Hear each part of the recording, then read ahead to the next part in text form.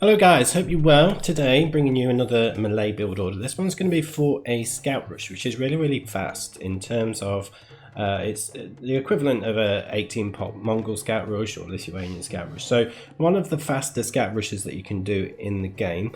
Now we're actually going to be progressing to the feudal age with 20 population, but because of the faster research speed of the age up for the Malay, it works out about the same time as an 18 pop build. Actually hit the feudal age 2 seconds quicker than would be mathematically perfect for an 18 pop build. So yeah, certainly quite a good one, and it's probably my go-to strategy with the Malay, and I generally like to follow it up with elephants and skirmishers.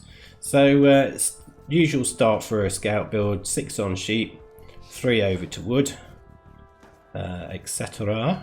So that's just what we're doing now. But yeah, it's really quite a good one. Now I've not really expanded the build order too much on the side there on the screen, and it's just purely because I've kind of left it open for you to kind of develop the build as you would like to in the game.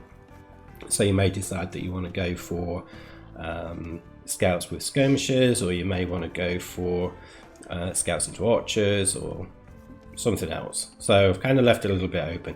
Now there's a little bit of an error with the scout though. Where I was clicking the waypoints, I accidentally clicked the boar, so I had to quickly run off and try and save my scout from dying.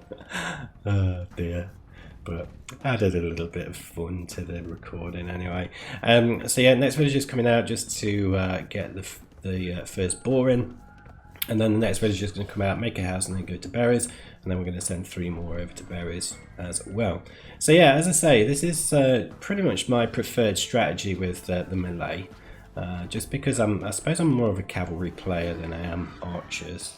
Never used to be. I always used to be the other way around. Used to be good with archers and rubbish with cavalry for some reason, scouts, you know. So it's funny how things change, isn't it? But yeah, I've had quite a lot of success with this if I've sort of swapped it to elephants and skirmishers. I've tried it before where I've tried to sort of transition into scouts with skirmishers and then into crossbowmen, but it's not been well, I think I've only done that once and I lost. So yeah, but it certainly seems to work very well with double range elephants and 1 range skirms. Certainly seems to work well. So next village has come out. Now we've got the 4 on berries. Is going to go and lure the first boar, and following on from that, we're going to have another 2 go into boar. So that's a 3rd one, and another 2. That brings us up to 18 pop, and then we're going to have 1 to wood, 1 to go and make a barracks, and then we're going to click loom. So I'm just going to fast forward a little bit, do this because that's pretty much all we're doing now. See, 1 to wood, 1 to go and make a barracks, probably make a house as well, and then 1 we got loom, and then once we've clicked up, we've just sent 4 villagers from the sheep over to wood. Now what I think what I'll do with this one, oh yeah, I do make the house there with that villager, that's fine. I was going to say I'm not sure if I take 1 off the wood there and make a house, but no, I do make it with that villager there. So this villager is pretty much just going to be the builder. He's going to make the stables, he's going to keep walling up along here, and you'll probably find a bit later in the game we can start walling up there a bit more, but from this point it's a case of obviously getting the stables down. We're going to start getting villagers, just sending them over to straggler trees, and then making farms whenever we can.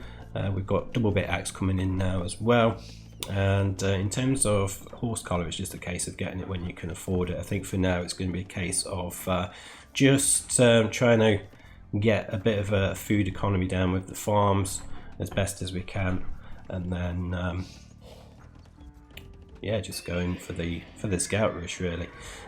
So in terms of kind of how I play this, there's probably things I would do differently. I'll just talk you through that a little bit later.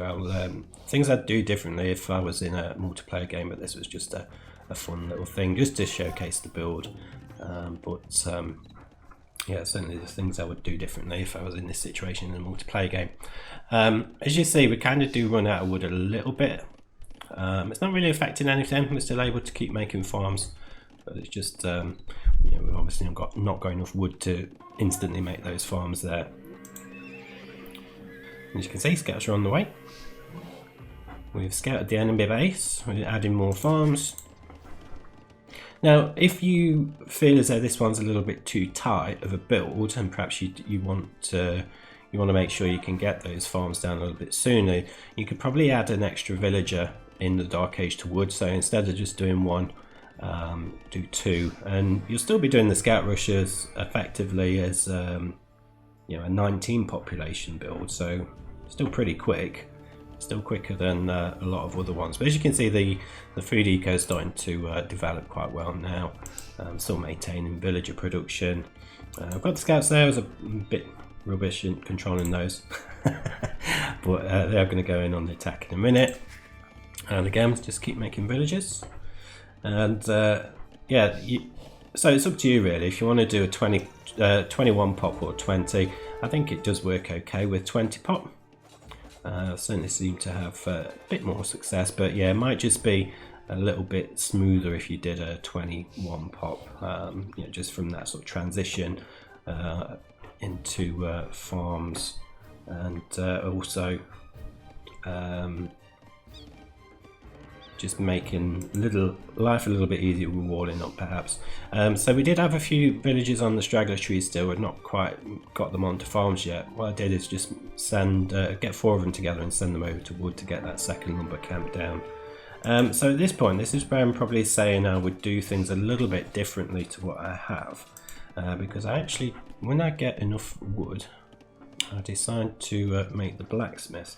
Now, knowing that there's spearmen and archers out, you'd probably be better off, instead of here having the blacksmith, having that as the archer range and starting to get skirmishers out, because whilst the economy is going fairly well, you know, it's growing and we're, you know, being able to pick off a few villages, we do know that there are spears and archers on the way, so we're going to need to kill them off, because we're probably not going to be walled up enough before they come forward. So probably having the archery range down would have been a good answer for that. But once I've kind of got to a certain point, I decided to send 3 villages over to gold and then get wheelbarrow, and then I think there's a few more that will come out and go to gold. I think the barrier villages possibly go to gold as well, and it's just getting the economy set up for the war elephant, or battle elephants I should say. But yeah, as you can see, the archers and the spearmen are coming out now. So yeah, probably if you're in that instance that you know that they're on the field,